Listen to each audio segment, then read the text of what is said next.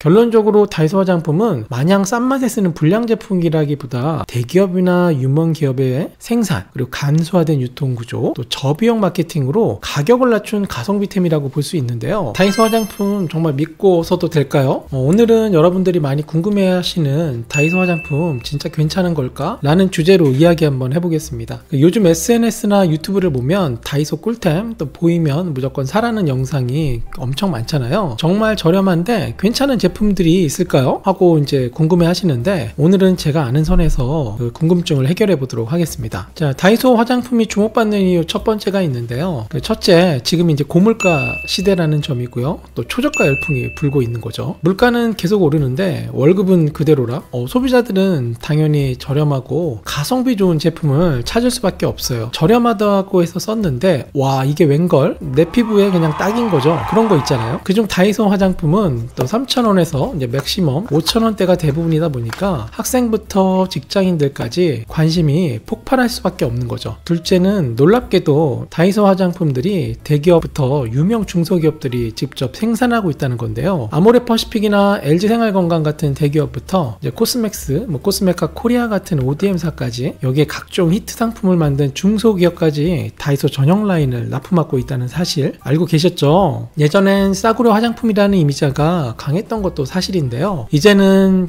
꽤 괜찮은 품질이라는 평이 많습니다. 저도 그렇게 생각하고 있고요. 두 번째는 이제 싼 게 비지떡이 아닌 이유가 되는데요. 그렇다면 왜 이렇게 저렴한 걸까? 혹시 뭐 싼 게 비지떡 아닐까? 하고 이제 의심하는 분들이 많으시더라고요. 하지만 화장품의 원가 구조를 조금 알고 나면 마케팅 비용이 상당하다는 걸 알게 됩니다. 이미 관련돼서 소문도 많이 났고요. 보통 제품들은 연예인들을 모델을 기용하고 이제 TV 광고 등 마케팅에 비용이 많이 드는데, 다이소 제품은 별도의 광고가 거의 없어요. 왜냐하면 SNS, 유튜브에서 자연스럽게 공짜 홍보가 되니까 광고비가 절약되는 거죠. 전국 어디든 다이소는 가까운 매장이 있고 또 방문자가 워낙 많으니까 입점만 돼도 잘 팔리는 구조가 되는 거예요. 결과적으로 소비자 입장에선 저렴한 가격에 품질은 중간 이상의 제품을 얻을 수 있게 되는 거죠. 여기에서 가격이 저렴한 이유 중에 하나는 저용량 패키지 간소화가 있는데요. 기존 제품을 소량으로 만들거나 패키지를 간단하게 해서 이제 원가를 낮추는 거예요. 보통 올리브영이나 이런 데서 유명한 제품들을 보면 보통 한 100ml 정도가 되는데, 다이소에서 이제 판매하는 제품들을 보면은 여기도 보시지만 뭐 10ml, 네, 이거는 8ml 이런 것처럼 소용량 제품들을 선보이고 있어요. 이런 요인들이 원가를 절감하는 요인이 될 수가 있습니다. 그 중에서 이제 가장 뜨거운 예시가 있는데요. 바로 이제 VT 코스메틱의 이제 리들샷입니다. 뭐 올리브영이나 이런 다른 라인에서는 뭐 3만원대 그렇게 되는데, 다이소 이제 전용으로 나온 제품들은 이렇게 3,000원 정도에 판매가 되고 있는데 품절 대란까지 일으키고 있죠. 어떻게 이제 10배나 이제 차이가 나지 궁금하실 텐데, 먼저 얘기 드린 것처럼 용량이나 이제 배합비 등을 달리한 다이소 전용 라인이기 때문에 그런 것들이 가능하고요. 물론 제형이나 이제 따끔거림 등의 차이가 조금이 달라서 완전히 동일 제품은 아니지만, 이게 오히려 소비자들의 다양한 니즈에 부합한 결과를 갖고 오기도 했습니다. 오히려 큰 용량의 비싼 화장품을 샀는데 피부가 뒤집혀져서 사용하지 않는 것보다는 100배 낫다고 생각하는데요. 이 제품을 통해서 다이소 뷰티도 좀 믿을만하다 라는 인식을 끌어올렸습니다. 여기에 이제 실제 후기가 말해주는 진실이 있는데요. 예전엔 다이소 화장품 하면 뭐 피부가 뒤집어진다는 말도 있었고, 그거 싼 거는 아예 거들떠보지도 않을 거야 했던 분들도 있었는데, 요즘은 상황이 정말 많이 달라졌죠. 유튜버들의 리뷰 영상을 보면 뭐 가성비 값, 뭐 보이면 무조건 담아야 하는 아이템, 이런 긍정적인 제목이 많이 보이는데요. 실제로 저도 몇 가지 사서 써봤는데 나쁘지 않습니다. 나쁘지 않았다기보다는 뭐 용기만 바꾸면 뭐 올리브영에 들어가도 모르겠는데, 이게 제 솔직한 심정이에요. 다만 모든 화장품은 개인차가 있기 때문에 본인한테 안 맞으면 다른 제품으로 이제 갈아타는 게 현명한데요. 성분표 같은 경우에는 최소한 한 번씩은 확인해보는 습관을 들이시길 권장합니다. 제가 제 채널에서도 누누이 강조하는 게 한 가지가 있는데요. 아무리 좋은 성분이라도 본인 피부에 안 맞으면 독약이 된다는 겁니다. 이것만 하나 명심하시면 좋을 것 같습니다. 그렇다면 비싼 라인으로 돈을 많이 벌던 대기업들이 왜 굳이 저가 제품을 만들어서 다이소에 납품을 할까요?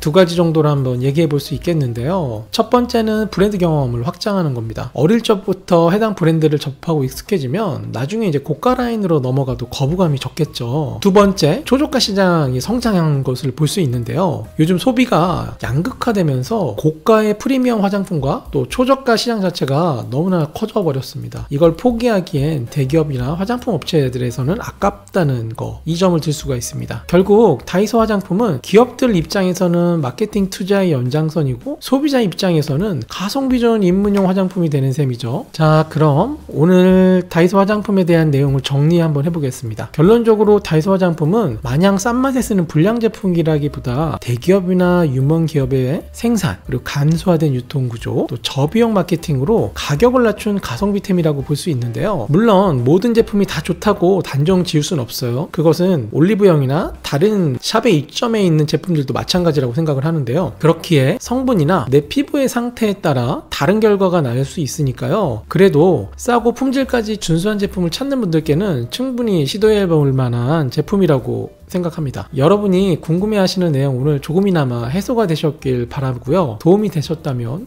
좋아요와 구독과 알림 설정 부탁드리겠습니다. 감사합니다.